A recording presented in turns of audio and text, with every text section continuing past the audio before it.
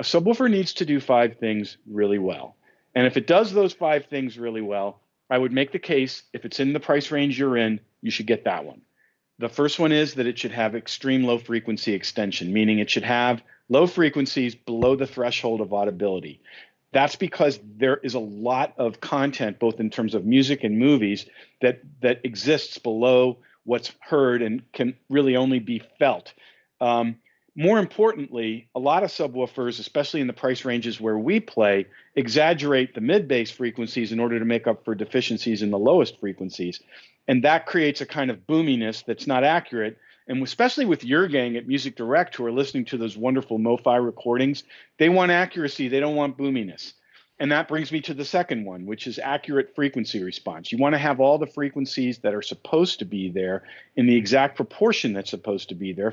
Again, for this same reason, that we're trying to recreate the experience that the artist intended, the experience that was in the content, and you can only do that if you're accurately representing the frequencies that were there that went into the content. Third one, it needs to play as loud as the user wants effortlessly. A lot of subwoofers use amplifier limiting to protect themselves because bass is demanding to reproduce. And what happens is, especially in a home theater environment, the person wants to crank it up. They want to impress their friends. They want to annoy their neighbors.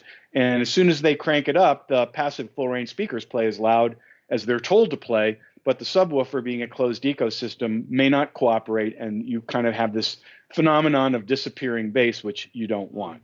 Fourth one is, and this is a really important one, and I think it's important with the other subwoofer brands that I know you carry, you need to have speed and transient response.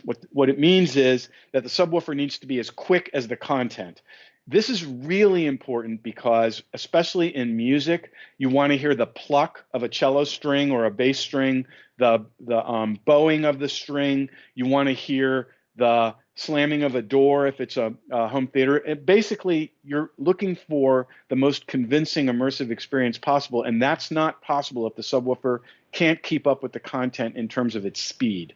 The final one is that it needs to seamlessly blend with the full range speakers, because we're looking for a totality of experience here. We're not looking to hear boxes. We're not looking to hear a subwoofer and speakers. We want a total experience.